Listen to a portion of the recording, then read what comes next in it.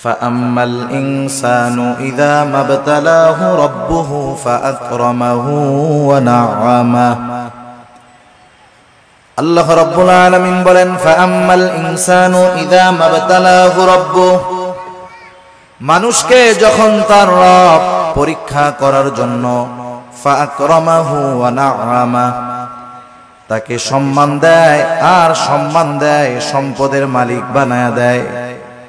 একটু খেয়াল করেন, আল্লাহ তাআলা বলতেছেন মানুষকে পরীক্ষা করার জন্য যখন তার রব তাকে সম্মান দেয়, সম্পদ দেয়, তাকে নেয়ামত প্রদান করে, সে নামাজ না পড়ুক, রোজা না রাখুক, সে মানুষের কাছে বলে বেড়ায় ফায়াকুলু রব্বি আকরামান, আমার রব আমাকে সম্মানিত করেছে। আল্লাহ তাআলা বললেন আমি মানুষকে সম্মান, সম্পদ, নেয়ামত পরীক্ষা করার জন্য দেই, আর মানুষ এটাকে পরীক্ষা না মনে করে সে বলে আমার রব আমাকে সম্মানিত করেছেন। প্রথমত একটা জিনিস আমাদের ক্ষেত্রে ক্লিয়ার হওয়ার প্রয়োজন, আল্লাহ তাআলা শুধু অভাব, কষ্ট, দুরবস্থা দিয়ে মানুষের পরীক্ষা নেন বিষয়টা এমন নয়, বরং সম্পদ, সম্মান দিয়েও আল্লাহ তাআলা পরীক্ষা নেয়।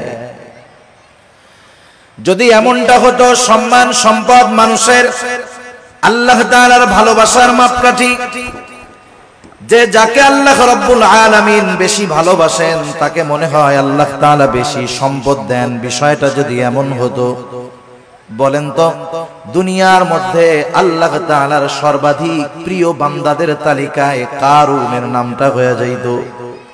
কারুন তো পৃথিবীর অন্যতম বড় এক ধনী ছিল। বলেন তো আপনারা সহজেই জবাব দিতে পারবেন কারুনকে আল্লাহ তাআলা ভালোবাসে নাকি? একটু জোরে বলেন না, বাসে? কারুনকে আল্লাহ তাআলা ভালোবাসে না, বরং কারুন নামটা মানুষের কাছে এত ঘৃণিত, এত অপছন্দের। দুনিয়ার কোন মানুষের যদি সন্তান হয়, সে যত গরিব হোক, তাকে যদি বলা হয় তোমাকে মাসে 1000 করে বেতন দেওয়া হবে, টাকা দেওয়া হবে, ছেলের নামটা তুমি কারুন রাখো, আপনারা কেউ রাখবেন? আপনি বলবেন আরে দিন মজুর দিয়া খাইতা ঠিক, কারুন আমার পোলার নাম, মইরা গেলেও রাখবো না। এই কারুনকে কত সম্পদ আল্লাহ তাআলা দিয়েছেন, এই সম্পদ ছিল তার জন্য পরীক্ষা। সম্পদের মালিক কারুন যখন হযরত মূসা আলাইহিস সালাম কারুনকে বলল কারুন তুমি তোমার সম্পদের যাকাত দাও, কারুন যাকাত দিতে অস্বীকৃতি জ্ঞাপন করলো। শুধু তাই না, সে মূসা আলাইহিস সালামকে অপমান, অপদস্থ করার জন্য, অপবাদ দেওয়ার জন্য একজন খারাপ মহিলাকে সে ভাড়া করলো, শিখায় দিল তুমি মানুষের সামনে বলবা মূসা আলাইহিস সালাম আমার সাথে জিনা করেছে, অপকর্মে লিপ্ত হয়েছে। এইবার যখন কারুন এই ষড়যন্ত্র চক্রান্ত করলো, আল্লাহ তাআলা বরদাস্ত করলেন না। এই কারুন যখন সম্পদের মালিক হয়, তখন কারুনের বন্ধুরা আল্লাহ তাআলার কাছে বলতো আল্লাহ আপনি মনে হয় কারুনকেই শুধু ভালোবাসেন, আমাদেরকে ভালোবাসেন না। আমাদের সমাজেও এমন আছে, 5 বন্ধু একসাথে লেখাপড়া করেছে, একসাথে কর্মজীবন শুরু করেছে, একজন অনেক ধনী আর 4 জন গরিব। তারা আফসোস করে আর বলে দেখ আল্লাহ তাআলা ওকে ভালোবাসে, সব নেয়ামত আল্লাহ তাআলা ওকেই দিয়ে দিতেছে। কারুনের বন্ধুরাও বলতো আল্লাহ আপনি মনে হয় কারুনকে বেশি ভালোবাসেন, এই জন্য এত সম্পদের মালিক বানায় দিচ্ছেন। কারুন যখন মূসা আলাইহিস সালামের অবাধ্য হলো, মূসা আলাইহিস সালামকে যখন অপবাদ দেওয়ার প্রচেষ্টা করলো, আল্লাহ তাআলা কারুনের উপরে গজব দিয়ে দিলেন। কারুন তার সম্পদ সহ জমিনে ডাবতে শুরু করলো। তাফসীরের মধ্যে আসছে এখনো কারুন তার সম্পদ সহ জমিনের মধ্যে ডাবতেছে, কিয়ামত পর্যন্ত ডাবতে থাকবে। যখন কারুনের বন্ধুরা কারুনের এই দুরবস্থা দেখলো, এইবার ওই গরিব বন্ধুরা বলে আল্লাহ আপনি কারুনকে সম্পদ দিয়েছেন ঠিক, কিন্তু বাস্তবে আপনি আমাদেরকে বেশি ভালোবাসেন। সম্পদ দেখে আমরা মনে করি আল্লাহ তাআলা মনে হয় তারে ভালোবাসে এই জন্য দিচ্ছে, বিষয়টা এমন নয়। কারুন সম্পদ পেয়েছে ঠিক, আল্লাহ তাআলার ভালোবাসা পায় নাই। আবার দুনিয়াতে অনেক মানুষ আছে সামাজিক অবস্থানের দিক দিয়ে তার সম্মান অনেক কম, সমাজের মানুষেরা তাকে গণ্যমান্য কোনো ব্যক্তি মনে করে না, সামাজিক দিক দিয়ে তাকে অবহেলা করা হয়, এমন লোক সমাজে আছে না নাই? এই মানুষগুলা অনেক সময় আফসোস করে আর বলে, আহারে সমাজের কোনো বিচার আচার সালিশে আমাকে ডাকে না, আমাকে এই সমাজের লোকই মনে করে না। হয়তো দুনিয়ায় সে দেখতেছে তার সম্মান কম, কিন্তু দুনিয়াতে আল্লাহ রাব্বুল আলামিন অনেক মানুষকে সম্মান দিয়েছেন তাদের পরীক্ষা নেওয়ার জন্য। কত সম্মানিত মানুষ ছিল ফেরাউন, কত সম্মানিত মানুষ ছিল নমরুদ, কত বড় বড় বাদশাহীর মালিক তারা হয়ে গেছে।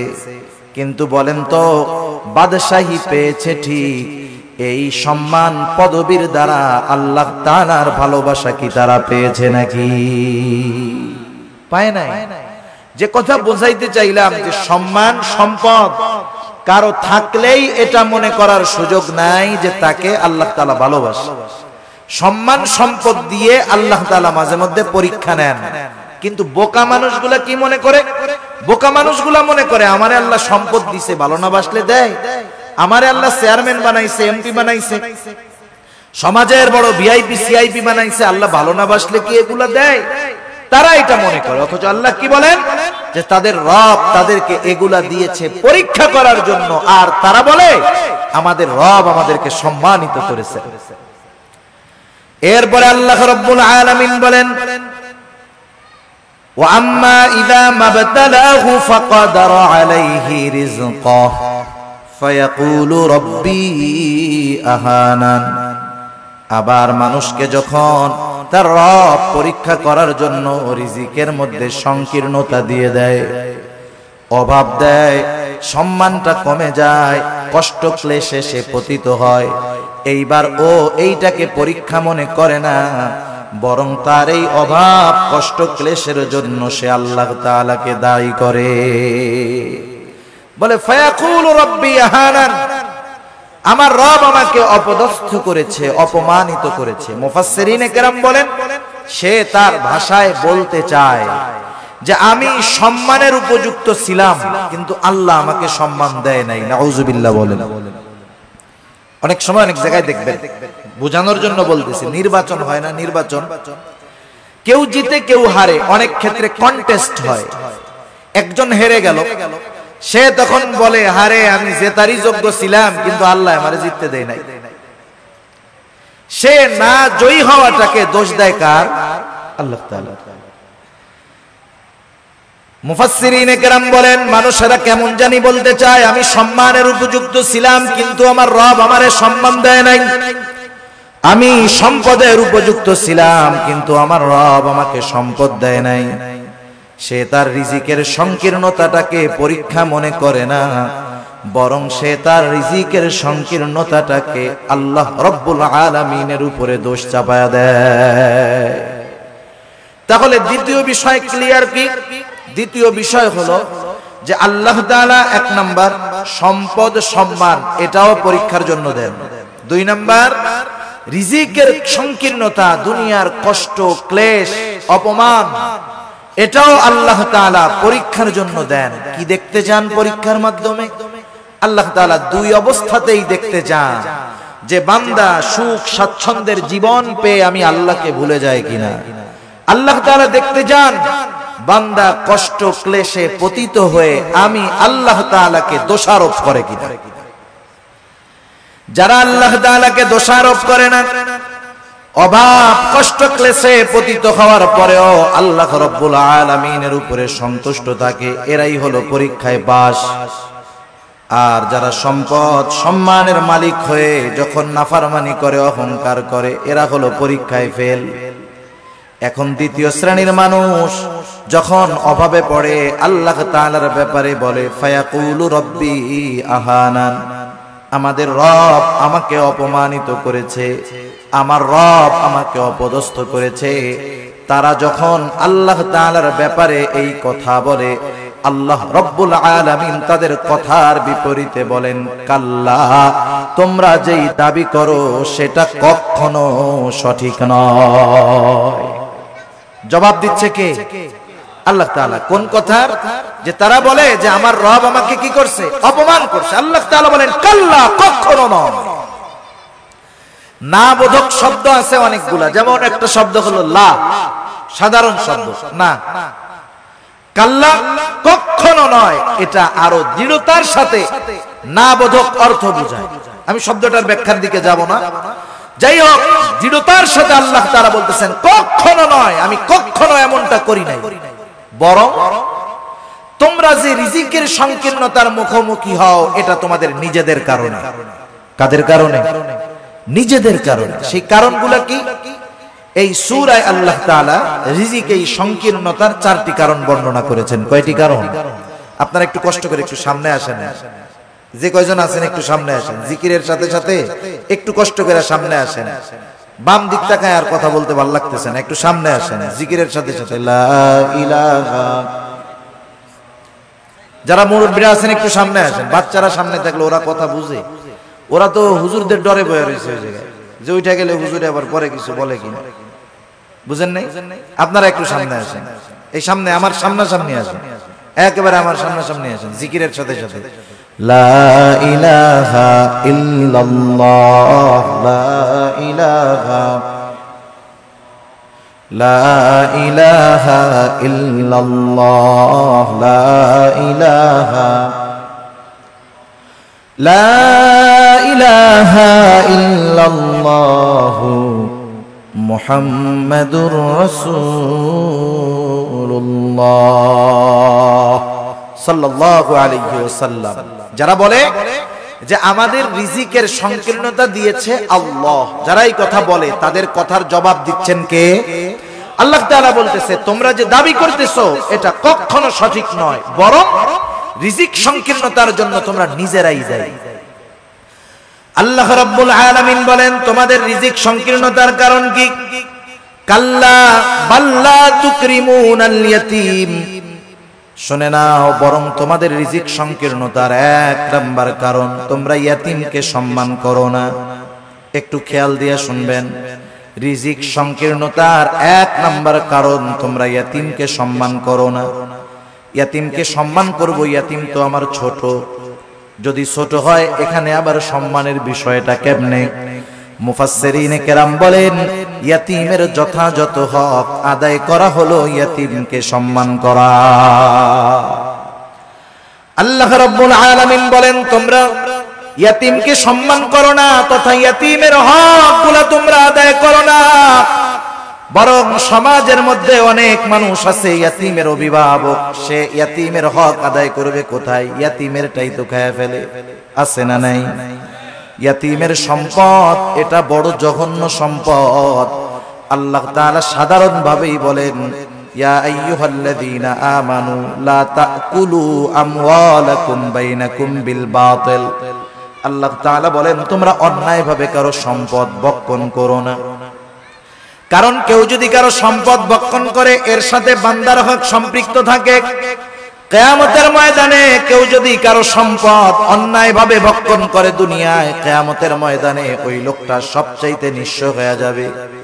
হাদিসের মধ্যে আসছে, নবীজি সাল্লাল্লাহু আলাইহি ওয়াসাল্লাম বলেন, কিয়ামতের দিন সবচাইতে নিঃস্ব হবে ওই ব্যক্তি যার আমলের কোনো অভাব নাই, নামাজ রোজার অভাব নাই, হজ যাকাতের অভাব নাই, দান সাদকার অভাব নাই, এক কথায় কোনো প্রকার নেক আমলের অভাব নাই। দুনিয়াতে তার একটা সমস্যা ছিল, সে বান্দার হক নষ্ট করত। পাহাড় পরিমাণ আমল নিয়ে বান্দার হক নষ্টকারী কিয়ামতের ময়দানে আল্লাহর সামনে উঠবে। ও নেকের পাহাড় দেখে চিন্তা করবে, ওর জান্নাতে যাওয়া কে ঠেকায় আছে? আল্লাহ তাআলা তাকে জান্নাতে যাওয়ার অনুমতি দেওয়ার পূর্বে তার ব্যাপারে আল্লাহ রাব্বুল আলামিনের দরবারে মানুষেরা অভিযোগ দায়ের করবে। লম্বা হাদিস, আমি শুধু সারমর্ম কথাগুলা বলতেছি। কিছু লোক তার বিরুদ্ধে আল্লাহ রাব্বুল আলামিনের কাছে অভিযোগ দায়ের করবে। লোকটা হয়তো বলবে, আল্লাহ এই লোকটা দুনিয়াতে আমার হক নষ্ট করেছিল। কেউ বলবে আমার সম্পদ দখল দিয়েছিল, কেউ বলবে আমাকে কষ্ট দিয়েছিল।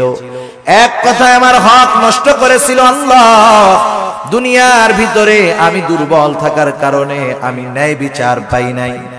দুনিয়াতে আমি মাজলুম ছিলাম। আয় আল্লাহ, আজকের দিন আমি কি ন্যায় বিচার পাবো না? বরং আল্লাহ রব্বুল আলামিন তো সেই দিন ন্যায় বিচার কায়েম করবে, ইনসাফের আদালত আল্লাহ তাআলা প্রতিষ্ঠা করবে। আল্লাহ রব্বুল আলামিন বলেন, ওয়ানাদাউল মাওয়াজিনাল কিসতা লিয়াউমিল কিয়ামাতি ফালা তুযলামু নাফসুন শাইআ। আল্লাহ রাব্বুল আলামিন বলেন, আমি কিয়ামতের দিন ইনসাফের আদালত কায়েম করব। ওয়ানাদাউল মাওয়াজিনাল কিসতা লিয়াউমিল কিয়ামাহ, এমন ইনসাফ ওয়ালা আদালত আল্লাহ তাআলা বলেন, ফালা তুযলামু নাফসুন শাইআ, সেই দিন কারো উপরে সামান্যতম কোনো জুলুম করা হবে না। বরং কি হবে, ওয়া ইন কানা মিসকালা হাববাতিন মিন খারদালিন আতাইনা বিহা, কেউ যদি দুনিয়াতে কোনো সরিষা দানা পরিমাণ কোনো আমল করে থাকে, আল্লাহ রব্বুল আলামিন বলেন, আতাইনা বিহা, ওই আমল সহকারে আমি আল্লাহ তাকে হাজির করব। দুনিয়াতে সরিষা দানা পরিমাণ আমল যদি কেউ করে, সেই সরিষা দানা পরিমাণ আমল সহ তাকে হাজির করা হবে। শুধু হাজির করবে আল্লাহ তাআলা তা না, বরং আল্লাহ সুবহানাহু ওয়া তাআলা ওই আমলের হিসাব নেবেন। সুবহানাল্লাহ। মোট কথা, সেই দিন আল্লাহ তাআলা ন্যায় বিচার করবে। লোকটা এবার আল্লাহ তাআলার কাছে অভিযোগ দায়ের করবে। আল্লাহ রাব্বুল আলামিন তার অভিযোগ গ্রহণ করবে। এবার ওই পাহাড় পরিমাণ নেকের মালিককে বলা হবে, তোমার ব্যাপারে যে অভিযোগ দায়ের করা হলো সত্য নাকি? সে মিথ্যা কথা বলার কোনো উপায় নাই, স্বীকার যেতে সে বাধ্য। সে বলবে, হ্যাঁ, দুনিয়াতে আমি তার এই হক নষ্ট করেছি। আল্লাহ তাআলা বলবে, দাও, তার হকটা আদায় করে দাও। বলেন তো, দুনিয়াতে কেউ যদি কারো জমি জোর করে দখল দেয়, কিয়ামতের দিন জমি দেওয়ার কোনো অবস্থা আছে নাকি? এইবার লোকটা বলবে, আল্লাহ, এ তো দুনিয়া না, দুনিয়া না। দুনিয়া যদি হইতো আমি তার জমি, তার হক তাকে ফিরাইয়া দিতাম। এখন আমি কোথার থেকে দিব? এইবার অভিযোগকারী বলবে, আল্লাহ, ঠিক আছে, এটা তো দুনিয়া না। দুনিয়ায় আমার সম্পদ সে দখল দিয়েছিল, আজকে আমার সম্পদের প্রয়োজন নাই। সে আমার দুনিয়ার হকটা তার নেকির দ্বারা মিটায়া দে। এবার ওই পাহাড় পরিমাণ নেকের মালিক একটা মাত্র অপরাধ করতো, বান্দার হক নষ্ট করছে। সে কি করবে? নেকির থেকে নিয়ে এক একজনের হক আদায় করবে। যারা মানুষের হক নষ্ট করে, এরা একজনের করে না, বহুজনের করে। ঠিক কিনা বলেন? বহুজনের করে। একের পর এক অভিযোগকারী আসবে আর সে হক আদায় করতে থাকবে। এক সময় পাহাড় পরিমাণ নেক শেষ হয়ে যাবে, কিন্তু অভিযোগকারীর সিরিয়াল এখনো বড় লম্বা। আল্লাহ তাআলা বলবে, তাদের হক আদায় করো। লোকটা বলবে, আল্লাহ, মানুষের হক আদায় করতে করতে আমার সব নেকি শেষ হয়ে গেছে। এইবার অভিযোগকারীরা বলবে, আল্লাহ, তার নেকি নাই, তাতে কি? আমাদের গুনাহগুলা নিয়ে আমাদের হক আদায় করে দি।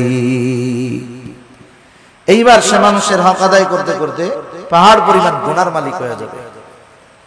রাসূলুল্লাহ সাল্লাল্লাহু আলাইহি ওয়াসাল্লাম বলেন, কিয়ামতের ময়দানে ওই লোকটার মতো নিঃস্ব আর কেউ নাই, যে দুনিয়াতে তার আমলের কোনো অভাব ছিল না, কিন্তু সে বান্দার হক নষ্ট করার কারণে কিয়ামতের দিন সব নেক অন্যকে দিয়ে দিতে হবে, আর সে তার নেকের বদলে গুনার পাহাড়ের মালিক হয়ে যাবে। ইয়াতীমের হক যারা নষ্ট করে, সাধারণত ভাবে এক নম্বরে তারা মানুষের হক নষ্টকারী হয়। ইয়াতীমের সম্পদটা আরো জঘন্য। আল্লাহ তাআলা কোরআনুল কারীমের মধ্যে বলেন, ইন্নাল্লাযীনা ইয়াকুলুনা আমওয়ালাল ইয়াতামা যুলমা ইন্নামা ইয়াকুলুনা ফি বুতুনিহিম নারা।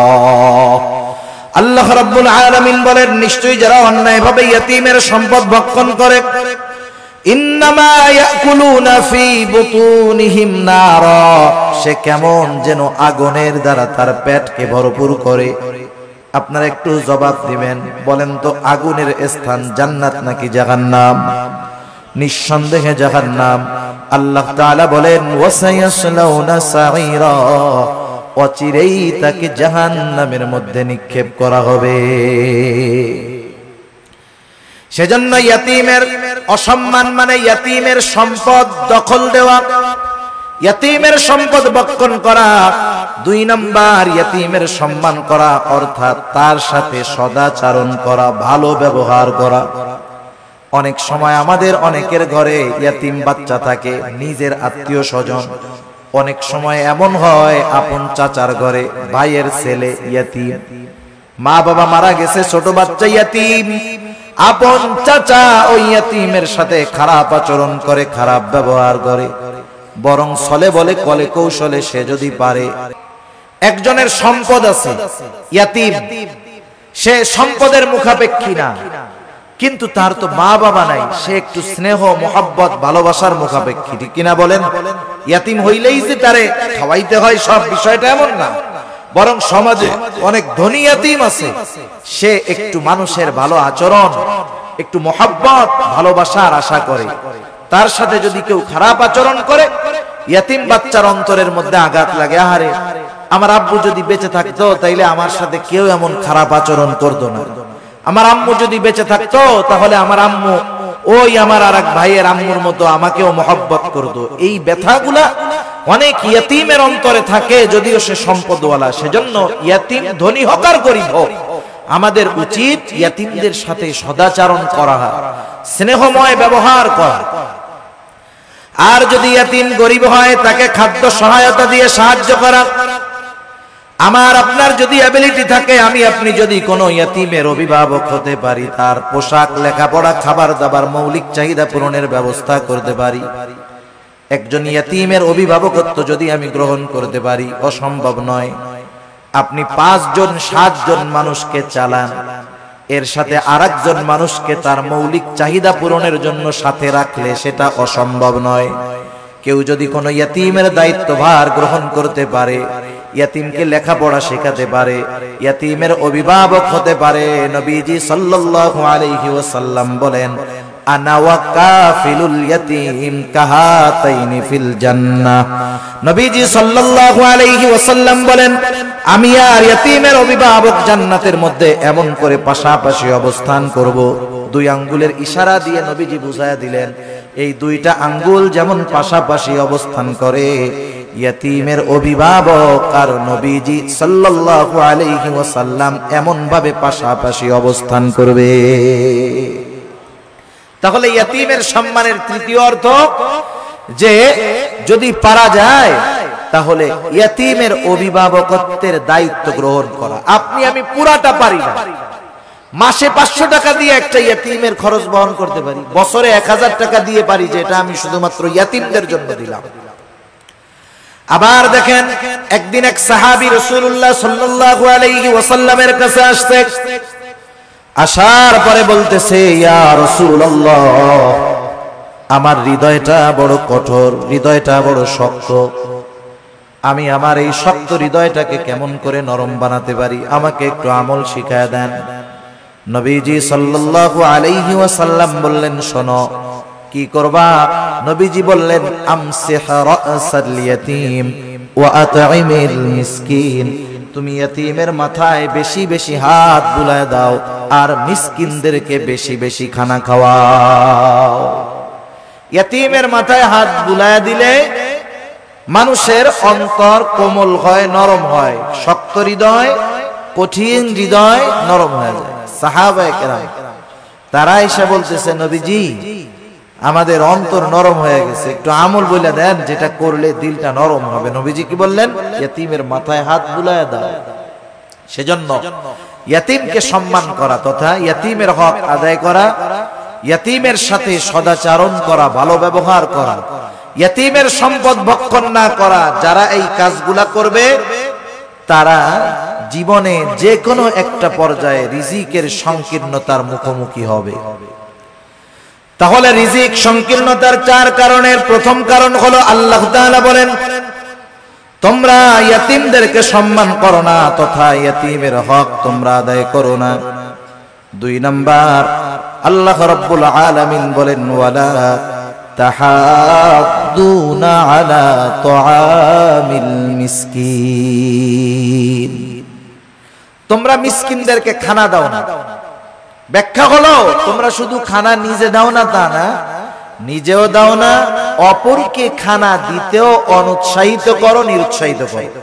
নিজেও দেয় না, আরেকজনকেও দিতে দেয় না। অনেক সময় আপনি দোকানে বসে আছেন, একজন গরিব মানুষ আসছে আপনার কাছে কিছু চাইতে, সে কোথা থেকে আসছে, কি করবে না করবে সেটা ভিন্ন কথা, তার অবস্থা দৃষ্টিগোচর হচ্ছে সে বড় অভাবী, দরিদ্র, কষ্টে আছে। সে আইসা বলতেছে আমার একটু কলা রুটি কিনা দেন খাই, অথবা 10টা টাকা দেন। আপনি যদি তাকে না দেন গুনাহ হবে না। কিন্তু আমাদের সমাজের কিছু মানুষ আছে প্রথমে নিজে দেয় না, বলে ওদিক যাও ওদিক যাও। পাশের থেকে বন্ধু যদি দিতে চায় 10 টাকা বাহির করছে, বলে ওরে না দিয়ে আমার একটা বিড়ি খাওয়া কাজে লাগবে। আছে না নাই এরকম? নিজেও দিল না, আরেকজনকেও দিতে দিল না। এই খাসলাত ছিল আবু জেহেলের। কার ছিল বলেন না? আবু জেহেলের। ইয়াতীমদের সাথে খারাপ আচরণ করত, এই খাসলাত ছিল আবু জেহেলের। মিসকিনদেরকে খানা দিত না, এই খাসলাত ছিল আবু জেহেলের। আর মিসকিনদেরকে খানা না খাওয়ানো এটা জাহান্নামীদের জাহান্নামে যাওয়ার অন্যতম কারণ। যখন জান্নাতি ও জাহান্নামীদের মধ্যে কথোপকথন হবে, জান্নাতীরা জাহান্নামীদেরকে জিজ্ঞাসা করবে মা সালাকাকুম ফি সাকার, কোন জিনিস তোমাদেরকে জাহান্নামের মধ্যে আনলো? এইবার জাহান্নামীরা বলবে ক্বালু লাম নাকু মিনাল মুসাল্লিন ওয়া লাম নাকু নুতঈমুল মিসকিন। জাহান্নামীরা জাহান্নামে যাওয়ার যেই কারণগুলো বর্ণনা করবে কোরআনুল কারীমের মধ্যে আল্লাহ তাআলা জানায় দিয়েছেন। এখন প্রশ্ন হইতে পারে, সময় তো কম, প্রশ্ন হতে পারে যে জান্নাত জাহান্নাম কিছুই তো হইল না, তাইলে জান্নাতীরা প্রশ্ন করলো, জাহান্নামীরা জবাব দিল কেমনে? বুঝেন নাই কথা? সময়টা 3 ভাগে বিভক্ত। সময় কয় ভাগে বিভক্ত? একটা অতীত, একটা বর্তমান, আর একটা কি ভবিষ্যৎ। এটা মানুষের কাছে, আমাদের কাছে সময় 3 ভাগে বিভক্ত, অতীত, বর্তমান, ভবিষ্যৎ। আর আল্লাহ তাআলার কাছে সময় একটাই, সেটা হলো প্রেজেন্ট। সব কিছু বর্তমান, কি হয়েছে, হচ্ছে, হবে, সব আল্লাহ তাআলার ইলমের মধ্যে আছে, সব হাজির, সব প্রেজেন্ট আল্লাহ তাআলার কাছে। যেটা আমাদের কাছে ভবিষ্যৎ, সেটা আল্লাহ তাআলার কাছে কি বর্তমান। যেটা আমাদের কাছে অতীত, সেটা আল্লাহ তাআলার কাছে বর্তমান। সেজন্য আল্লাহ তাআলার ইলমের মধ্যে সব আছে, সহজ হিসাব। জাহান্নামীরা জাহান্নামে যাওয়ার কারণ হিসাবে বলবে আমরা মুসল্লি ছিলাম না, নামাজি ছিলাম না। দ্বিতীয় কারণ হিসাবে বলবে ওয়ালাম নাকু নুতঈমুল মিসকিন, আমরা মিসকিনদেরকে খানা দিতাম না। আসেন, আল্লাহ তাআলা বলতেছে দুনিয়ায় রিজিক সংকীর্ণতার দ্বিতীয় কারণ হলো তোমরা মানুষদেরকে, মিসকিনদেরকে খানা দাও না, নিজেও দাও না, অপরকে নিরুৎসাহিত করো। এখন একজন দিল না, আমার উচিত, আমার পকেটে টাকা নাই, আমার কাছে নাই, আমি যদি আরেকজনকে বলি বন্ধু 10টা টাকা ওকে দিয়ে দাও, একটা রুটি কিনে দাও, একটা কলা কিনে দাও, আমি শুধু এতটুকু সুপারিশ করলাম, সে যে কয় টাকা দান করবে আমি শুধু সুপারিশ করার কারণে তার দানের সমপরিমাণ নেকির মালিক হয়ে যাব। কিন্তু আমাদের খাসলাত কি? নিজেও দেই না, আরেকজনকেও দিতে মানা করি। সেজন্য মিসকিনদেরকে খানা খাওয়ানো, মিসকিনদেরকে খানা খাওয়ানো এটা বড় ফজিলতের কাজ। শুধু মিসকিনদেরকে নয়, সাধারণভাবে প্রত্যেকটা মানুষকে খানা খাওয়ানো ভালো কাজ। এক লোক নবীজি সাল্লাল্লাহু আলাইহি ওয়াসাল্লামের কাছে আসছে, এসে জিজ্ঞাসা করে ইয়া রাসূলুল্লাহ আইয়ুল ইসলাম খায়র, ইসলামের মধ্যে সর্বোত্তম কাজ কোনটা? নবীজি সাল্লাল্লাহু আলাইহি ওয়াসাল্লাম ছিলেন উম্মতের রূহানি ডাক্তার। উনি রোগীর প্রশ্ন শুনেই বুঝতে পারতেন এনার মধ্যে কি কমতি আছে। আল্লাহ তাআলা সেই বুঝবার যোগ্যতা আমার আপনার নবীকে দিয়ে দিয়েছেন। একই প্রশ্নের উত্তর বিভিন্ন জনের ক্ষেত্রে নবীজি বিভিন্নটা দিয়েছেন। এটা অবস্থার আলোকে নবীজি সাল্লাল্লাহু আলাইহি ওয়াসাল্লাম এবার বললেন, তুতিমুত তাআম ওয়া তাকরাউস সালাম আলা মান আরাফতা ওয়া মান লাম তা'রিফ। তুমি বেশি বেশি মানুষকে খানা খাওয়াও, আর পরিচিত অপরিচিত সবাইকে বেশি বেশি সালাম দাও।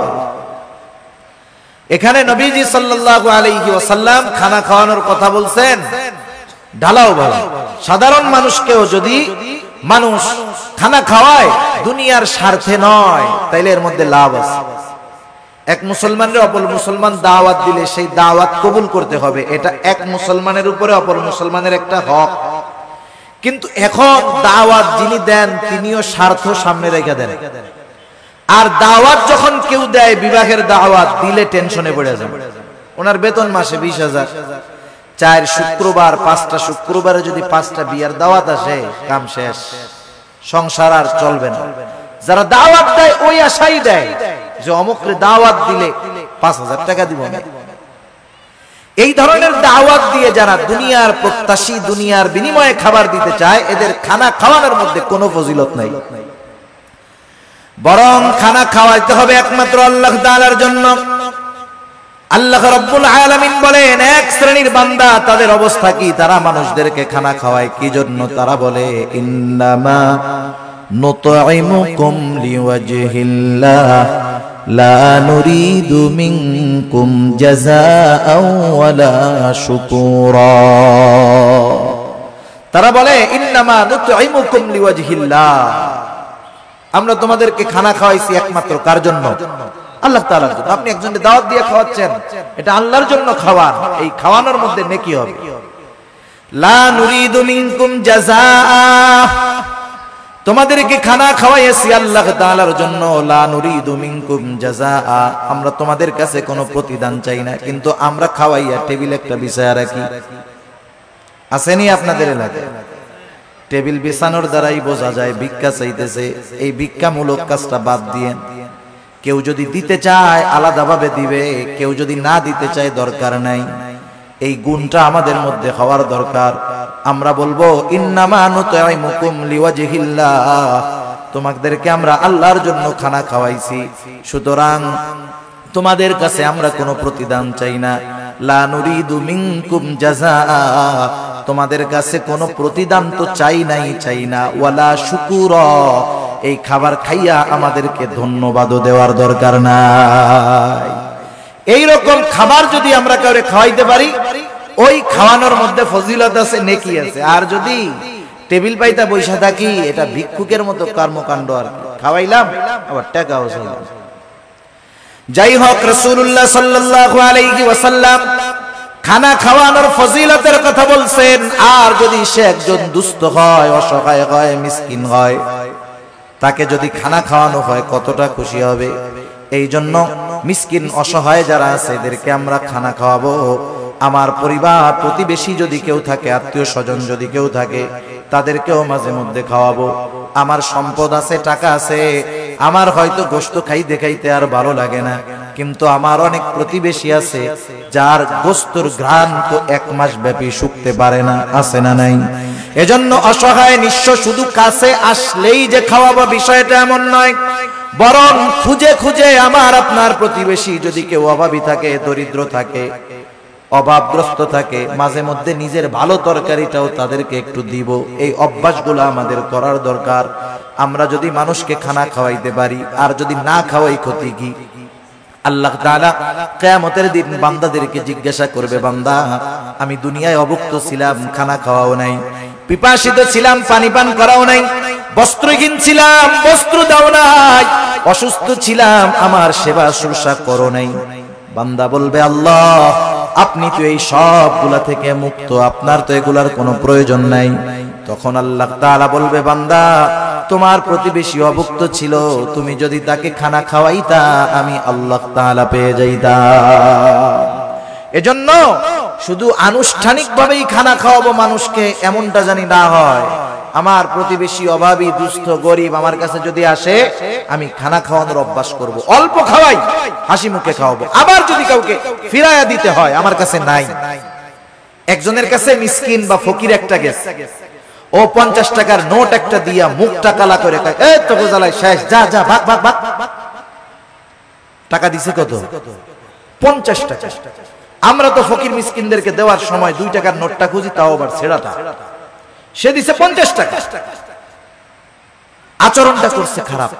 পাশের আরেকজন 1 টাকাও দেয় নাই, কিন্তু আচরণটা সুন্দর করছে। বলতেছে, ভাই তুমি তো আসলা, আমার কাছে তো এখন নাই, যদি এই পথে পরে আসো তুমি আবার আমার সাথে দেখা করার চেষ্টা করবা, ইনশাআল্লাহ আমি তোমাকে দিব। এখন বলেন তো, এই যে মিসকিন অসহায় 50 টাকা দেনেওয়ালার ব্যবহারে খুশি হবে নাকি যে দেয় নাই তার ব্যবহারে খুশি হবে? সেজন্য উত্তম ব্যবহারটাও সাদকা। আমরা যদি কখনো কাউকে খাওয়াতে পারি না পারি, দিতে না পারি, খারাপ আচরণ করব না, ধমক দিব না, এই অভ্যাসটাও আমাদের করার দরকার। যাই হোক, আলোচনা লম্বা হচ্ছে, অন্যদিকে চলে যায়। আল্লাহ তাআলা আমাদেরকে জানায় দিলেন যে রিজিক সংকীর্ণতার 4টি কারণ। 1 নাম্বার কারণ লা তুকরিমুনাল ইয়াতীম, 2 নাম্বার কারণ ওয়ালা তাহাদ্দুনা আলা তুআমিল মিসকিন, 3 নাম্বার কারণ ওয়া তাকুলুনাত তুরাফা আকলাল লাম্মা। তোমরা কি করো? ওয়ারিসি সম্পদ সব একা খায়া ফেলো। আছে নাকি এরকম? যেমন বাপ সম্পদ রেখে মারা গেছে, বাবা মারা যাওয়ার পরে প্রথম কি দায়িত্ব? বড় সন্তান, সন্তান তার দায়িত্ব হলো প্রথম বাবার দাফন কাফনের জন্য যা দরকার সেটা ব্যয় করা। 2 নাম্বার খোঁজ খবর নেওয়া, বাবা কোনো ঋণ আছে নাকি, ঋণ থাকলে তার ঋণ পরিশোধ করা। 3 নাম্বার এইবার যেই সম্পদ অবশিষ্ট আছে, বাবা যদি কোনো ওসিয়ত করে থাকে আর ওই ওসিয়তটা যদি ওই সম্পদের 3 ভাগের 1 ভাগ বা তার কম হয়, বেশি নয়, কোন মানুষ যদি তার মূল সম্পদের 3 ভাগের 1 ভাগের বেশি পরিমাণ ওসিয়ত করে, অর্ধেক করে, তাহলে এই ওসিয়ত মানতে সন্তানেরা বাধ্য নয়। কিন্তু ঋণ পরিশোধের পরে যেই সম্পদ থাকবে তার ওসিয়তটা যদি 3 ভাগের 1 ভাগ বা তার কম হয়, এই ওসিয়তটা পূরণ করতে হবে। এরপরে যেই সম্পদ অবশিষ্ট থাকবে, অভিভাবক বড় হিসাবে বড় ভাইয়ের দায়িত্ব হলো যথাযথভাবে সব ওয়ারিসদের মাঝে বাবার সম্পদগুলো বন্টন করে দেওয়া। কিন্তু আফসোস, এই দায়িত্ব অধিকাংশ ক্ষেত্রে আমাদের দেশের ভাইরা পালন করে না, বরং বিলম্ব করতে থাকে। অনেক ক্ষেত্রে অন্যান্য ওয়ারিসদেরকে তারা ছলে বলে কলে কৌশলে সম্পদ বঞ্চিত করে দেয়। আছে না? আছে। বোনের হক আছে, সম্পদ বন্টন হয় নাই, 10 বছর ধরে বাবা মারা যাওয়ার পরে ভাই খাইছে সব, দোকান ভাড়া, বাসা ভাড়া, জমির ফসল, গাছের ফল সব খাইছে।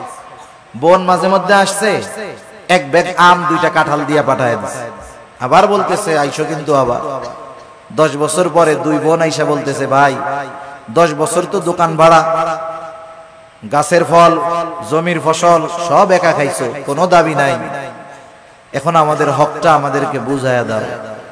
আর যদি তুমি রাখতে চাও, এই সম্পদের ন্যায্য মূল্য আমাদেরকে দিয়ে দাও। বলেন তো, 10 বছর পরে বোন এসে ভাইদের কাছে যদি তার হক বুঝতে চায়, ভাই খুব খুশি মনে দিয়ে দিবে, তাই না?